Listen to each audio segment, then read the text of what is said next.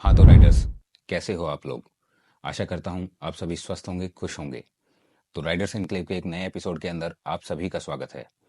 तो आज जो हमारा पॉइंट ऑफ डिस्कशन है वो है साइकिलिंग सॉक्स से रिलेटेड। जो साइकिलिंग सॉक्स हैं उनके बारे में आज हम डिस्कस करने वाले हैं।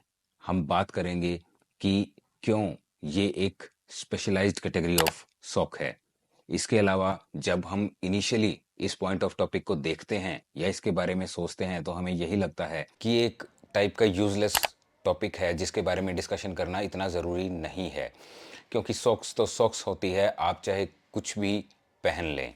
लेकिन जब आप थोड़ा सा डिटेल के अंदर जाएंगे तो इसकी एक सिग्निफिकेंस है। आप पाएंगे कि जो एथलीट हैं, जो प्रोज हैं, वो सॉक्स इस्तेमाल करते हैं और वो भी यूनिक टाइप की साइकिलिंग सॉक्स का इस्तेमाल करते हैं। तो इसी के बारे में डिटेल में आज हम जानेंगे और जो इसका बेसिक्स है उसके बारे में आपको बताऊंगा कि क्यों जो प्रो एथलीट हैं वो जो है स्पेशलाइज्ड सॉक्स का जो है वो इस्तेमाल करते हैं और जो एमेच्योर्स हैं वो उसके ऊपर इतना फोकस नहीं करते हैं या फिर उन्हें करने की ज़रूरत भी नहीं है। तो इस एपिसोड के अंदर हम यही जानेंगे कि रियल में आपको क्या एक स्पेशलाइज्ड या पर्टिकुलर जो साइकिलिंग सॉक्स है उसकी क्या आवश्यकता है या नहीं है। तो चलिए इसी नोट के साथ आज का जो एपिसोड है उसे हम स्टार्ट करते हैं। Let's go.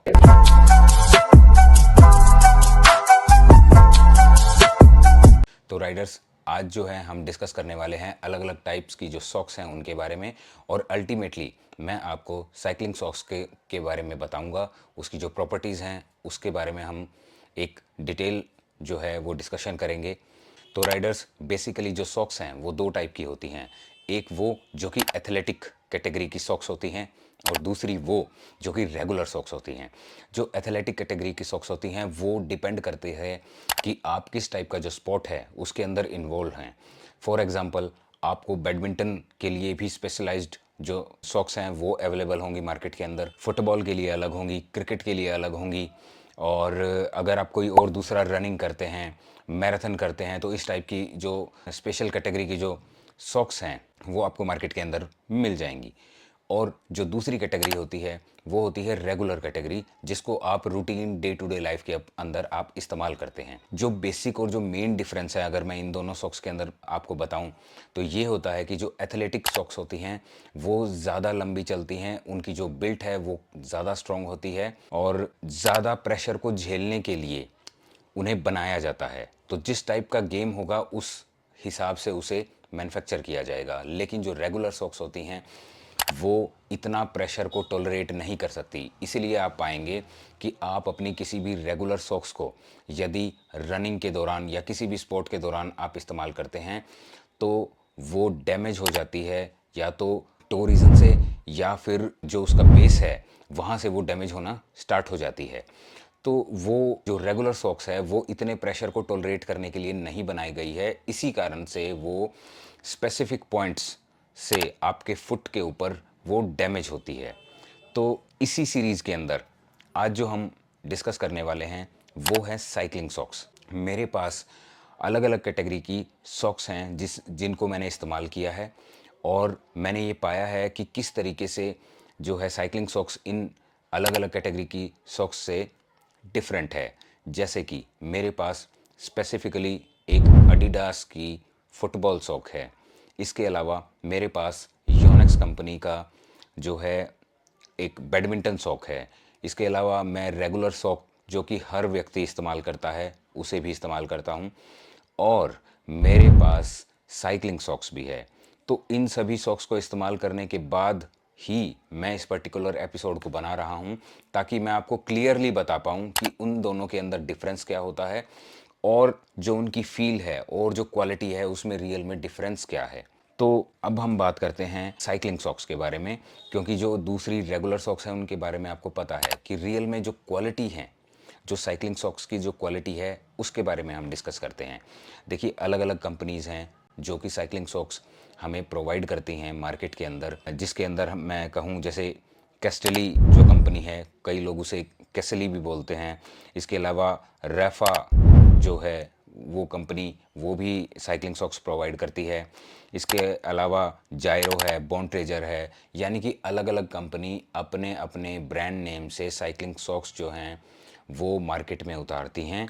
कुछ साइकिलिंग सॉक्स जो हैं वो बेसिक होती हैं और कुछ जो साइकिलिंग सॉक्स हैं वो बहुत ही हाई एंड और प्रो कैटेगरी की जो रेसिंग है वहाँ पर इस्तेमाल की जाती है। और ये माना गया है कि ये जो स्पेशल कैटेगरी की जो साइकिलिंग सॉक्स हैं ये कहीं ना कहीं जो एयर ड्रैग है उसको रिड्यूस करने में भी हेल्प करती हैं और एरोडायनेमिक भी होती हैं। है ना कमाल की बात। और ये ऐसा क्यों होती हैं वो मैं आपको बताता हूँ। सबसे पहले इनकी प्रॉपर्टीज़ के बारे में हम बात करेंगे और फिर हम इसकी एरोडायनेमिक प्रॉपर्टीज़ क्यों है उसके बारे में बात करेंगे। उसका जो मैकेनिज्म ऑफ एक्शन है वो भी मैं आपको बताऊंगा। तो सबसे पहले प्रॉपर्टीज़, इसकी जो प्रॉपर्टीज़ होती हैं उसके अंदर सबसे पहले लिस्ट में होता है बेटर रैपिंग। इसका मतलब होता है, रैप का मतलब है कि जब आप किसी भी सॉक को पहनते हैं तो एक तरीके से वो आपके पैर को जकड़ती है और जकड़ती भी इस तरीके से है कि आपको एक कंप्रेशन इफ़ेक्ट जो है वो महसूस होता है उस सॉक को पहनने के बाद। तो एक अच्छे तरीके से आपके पैर को पैक करती है साइकिलिंग सॉक। अब दूसरी जो इसकी प्रॉपर्टी होती है वो होती है कंप्रेशन इफ़ेक्ट।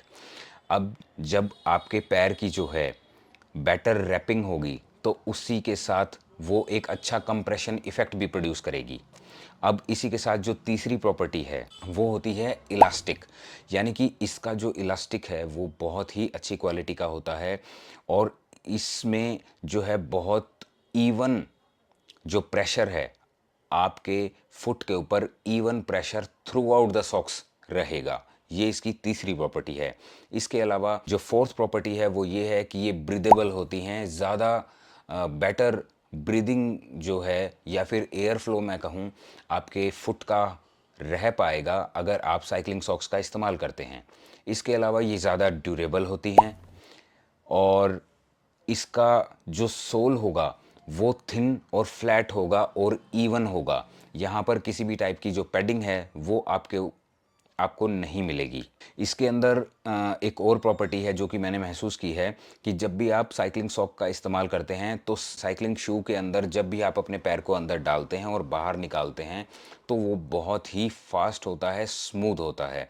बड़ी इजीली आप अपने पैर को अंदर भी डाल सकते हैं और बाहर भी निकाल सकते हैं as compare to the cotton regular socks और एथलेटिक सॉक्स। इसके अलावा ये बहुत ही थिन होती हैं ताकि वेट को जो है वो मैनेज किया जा सके।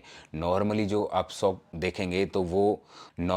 सॉक्स देखते हैं उनका वेट रेगुलर और दूसरे स्पोर्ट्स की उनका वेट जो है कंपैरेटिवली ज़्यादा होता है साइकिलिंग सॉक्स से। और साइकिलिंग जो सॉक्स हैं उनका वेट को मैनेज किया जाता है क्योंकि सारा गेम यहाँ पर वेट को कट करने के ऊपर भी डिपेंड करता है। जितना कम वेट होगा उतना ही जो राइडर है एफिशिएंट तरीके से अपनी साइकिल को चला पाएगा। इसके अलावा जो साइकिलिंग सॉक्स हैं वो पॉप कलर्स की बनाई जाती हैं। हालांकि ये कोई थंब रूल नहीं है क्योंकि मल्टीपल कलर ऑप्शन आपके पास होती हैं, लेकिन ज़्यादातर जो सॉक्स हैं वो पॉप कलर की बनाई जाती हैं ताकि विजिबिलिटी भी अच्छी रहे और जो है राइडर की जो चॉइस है वो फुलफिल हो। और सबसे लास्ट और सबसे इम्पोर्टेंट प्रॉपर्टी ये होती है कि जो साइकिलिंग सॉक्स हैं वो एरोडायनेमिक होती हैं। ये पाया गया है कि जो साइकिलिंग सॉक्स का इस्तेमाल करके स्पेशल कैटेगरी की आप 8 वॉट तक अपनी राइड में सेव कर सकते हैं, यानी कि वॉट सेविंग भी आप अपनी साइकिल से कर सकते हैं राइड करते वक्त अगर आप एक अच्छी क्वालिटी की एरोडायनेमिक सॉक्स को पहनते हैं। अब आप कहेंगे कि सॉक्स कैसे एरोडायनेमिक हो सकती है। देखिए, इसका जो मैकेनिज्म ऑफ एक्शन है वो अब हम डिस्कस करते हैं क्योंकि प्रॉपर्टी हम डिस्कस कर चुके हैं। अब जो मैकेनिज्म ऑफ एक्शन है वहाँ क्या है कि जब भी आप बाइक राइड करते हैं तो आप पीडलिंग करते हैं। जब आप पीडल करते हैं तो आपका पैर एक बार एक सर्कुलर डायरेक्शन के अंदर एक फिगर ऑफ 8 बनाते हुए फॉरवर्ड डायरेक्शन के अंदर आप जा रहे हैं, यानी कि जो एयर है वो सामने से आ रही है और जो आपकी जो लोअर लेग रीजन है या फिर कहें कि काफ रीजन है वहाँ से जो एयर है वो टकरा रही है।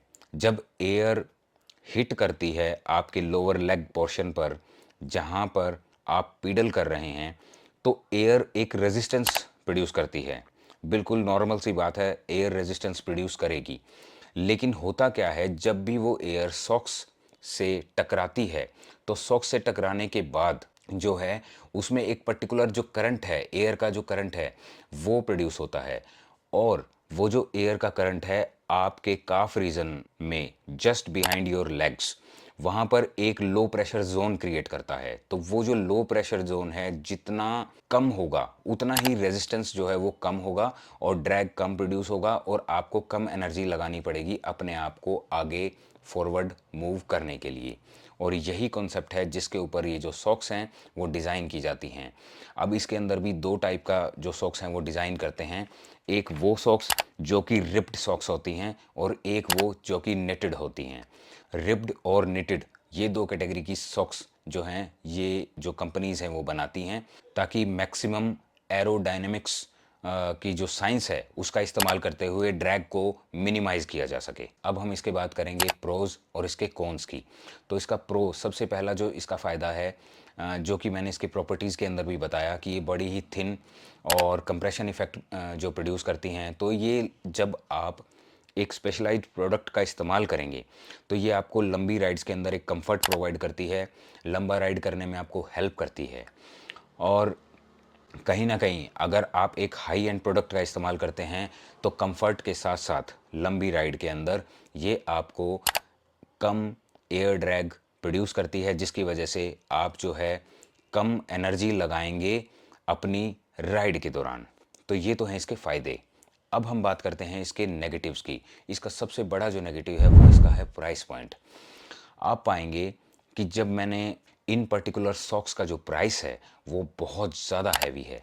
जब मैंने अपनी जो साइकिलिंग सॉक्स है उसे परचेज़ किया तो आप यकीन मानिए कि 1500 रुपये से तो इनका जो मिनिमम प्राइस है डिस्काउंट के बाद आप उसे परचेज़ कर पाएंगे, और मैक्सिमम जो है 3000 3500। आप देखिए कि इतने प्राइस के अंदर तो 10 से भी ज़्यादा पेयर ऑफ सॉक्स आप रेगुलर सॉक्स का इस्तेमाल कर सकते हैं। इवन जो दूसरी एथलेटिक सॉक्स हैं उन्हें भी आप परचेज कर सकते हैं। तो इसका जो सबसे बड़ा नेगेटिव है वो इसका प्राइस पॉइंट है। अब लास्ट जो पॉइंट ऑफ डिस्कशन है वो है कि क्या आपको ये परचेज करनी चाहिए कि नहीं करनी चाहिए। अगर आप रेगुलर राइडर हैं और आप एमेच्योर राइडर हैं, आप एंथुजियास्टिक राइडर हैं, तो आपको इस टाइप का प्रोडक्ट परचेज करने की कोई ज़रूरत नहीं है। अगर आप फिर भी इसे टेस्ट करना चाहते हैं तो 1 या 2 यूनिट को आप परचेज़ करके देख सकते हैं, केवल और केवल अपनी क्यूरियोसिटी को शांत करने के लिए कि एक्चुअल में वो कैसे जो है एक अलग फीलिंग प्रोवाइड करती है। लेकिन उसके लिए जो आपको प्राइस पे करनी पड़ेगी तो शायद आपकी क्यूरियोसिटी जो है उसके प्राइस पॉइंट को देखकर वहीं शांत हो जाए। आप सोचें कि क्या ज़रूरत है मुझे इतना सारा पैसा खर्च करने की। इसके अलावा जो राइडर, जो प्रोज हैं, जो compete करते हैं अलग अलग कंपटीशन के अंदर, वहाँ वो अगर एक एक सेकंड का भी हिसाब रखते हैं जैसे कि टाइम ट्रायल के अंदर, तो वहाँ पर वो इस टाइप की जो सॉक्स हैं अपनी वॉटेज को सेव करने के लिए वो इसे इस्तेमाल कर सकते हैं। अदरवाइज़ मुझे नहीं लगता कि किसी को इस टाइप की जो प्रोडक्ट हैं उसे ज़रूरत है। तो राइडर्स, ये था हमारा आज का डिस्कशन, जहां हमने डिस्कस किया साइकिलिंग सॉक्स के बारे में। और इस पर्टिकुलर एपिसोड में हमने उसका बेसिक्स, उसकी प्रॉपर्टीज़, उसकी प्रोज, उसके कॉन्स, और आपके लिए क्या वो ज़रूरतमंद है या नहीं है उसके बारे में डिस्कस किया। तो आशा करता हूँ कि आपको इस पर्टिकुलर एपिसोड से कोई ना कोई नॉलेज मिली होगी, आपका जो टाइम है वो वेस्ट नहीं हुआ होगा। अगर ऐसा हुआ है तो वीडियो को लाइक कर दीजिए, चैनल को सब्सक्राइब कर दीजिए, और मिलते हैं ऐसे ही नॉलेजेबल वीडियो के अंदर next time. Till then, happy riding and thank you.